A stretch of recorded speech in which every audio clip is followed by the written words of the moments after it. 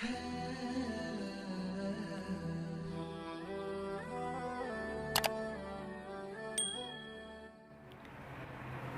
اختر د ورځې سو سنت اعمال داسې دي چې پای باندې عمل کول دا ضروری دي او مسنون دي. لومبه د اختر په ورځ سحر وختي پاسېدل دا سنت عمل دی. دویم غسل کول لمبل دا سنت عمل دی. دریم نوی کپڑے که نوی نی نو بیا پاکی کپڑے اغسطل دا سنت عمل دی. خوشبو لگول دا سنت عمل دی. مسواک کول د مانځه نه مخکې د اختر د مانځه نه مخکې خو په شرط د دې چې وره وینه نه کوي دا سنت عمل دی.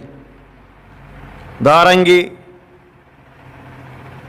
بیا د مانځه نه مخکې د ورکوټي اختر په ورځ باندې خواږه خوړل دا مسنون او سنت عمل دی. او بیا حدیث مبارکو کې راځي جناب نبی کریم صلی الله علیه وسلم با کجوري خوړلې تاق کجوري درې پنځه و دې ته تاق ویل کېږي. نو تاق کجوري خوړل یا خواږه خوړل دا مسنون عمل دی. او د اختر منځ په عیدګاه کې کول دا مسنون عمل دی. بغیر د عذر نه په مسجد کې کول د اختر منځ دا مکروه دی. عذر نه او په مسجد کې د اختر منځ کوي دا مکروه دی. د اختر د پاره پکار دا ده چې عیدګاهی که عیدګاه ممکن نه یا داسې ځای نه چې هغې کې کلي خلک غونډ راټول شي او مونځ پکې وکړي د اختر نو بیا خیر دی. خو بهرحال بیا هم بهتر دا دی چې په عیدګاه کې مونځ وشي دا مسنون عمل دی سنت دی. جناب نبی کریم صلی الله علیه و آله وسلم با سره د دې چې جناب نبی کریم صلی الله علیه وسلم مدینه منوره کې د مونځ اهمیت ورته معلوم و خو هغې باوجود به هم جناب نبی کریم صلی الله علیه و آله وسلم د مسجد نبوي نه بهر په عیدګاه کې مونځ کو. او دارنګې د اختر د پاره چې کله عیدګاه ته ځي یا مانځه له ځي نو په یو لار باندې تلل او واپس راتلو کې دویمه لار استعمالول، یعنې په دویمه لار باندې راتلل که دا ممکن یې اله. او اتم نمبر پیاده تلل دا مسنون عمل دی.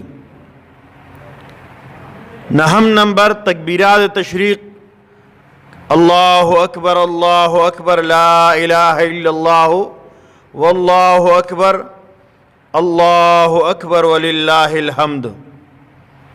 دا ویل د غټ اختر په ورځ باندې په لږ شان د تیز آواز باندې او د ورکوټي اختر په ورځ باندې چې مانځه له ځي نو په رو آواز باندې ویل دا مسنون عمل دی سنت عمل دی. لسم د اختر په ورځ باندې د ورکوټي اختر په ورځ مونځ لیټ کول دا مسنون عمل دی. وروسته آخره کې زر نه بلکې لږ ساعت پس د اختر مونځ وشي. او د غټ اختر په ورځ باندې د اختر مونځ دا د وخته کول دا مسنون عمل دی.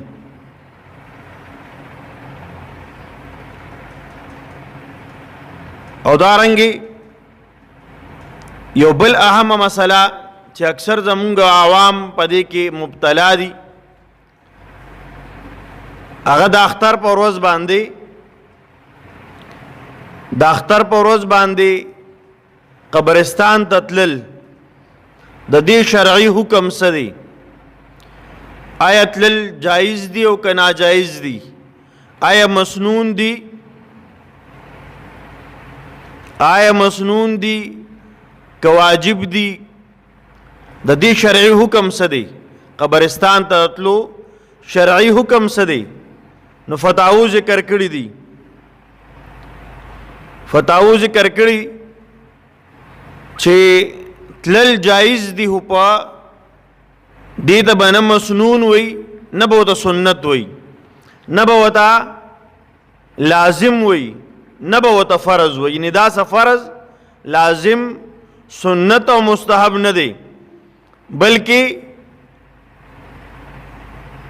د دې نه بعد که دې ته څه مسنون نه وي نو تلی شي.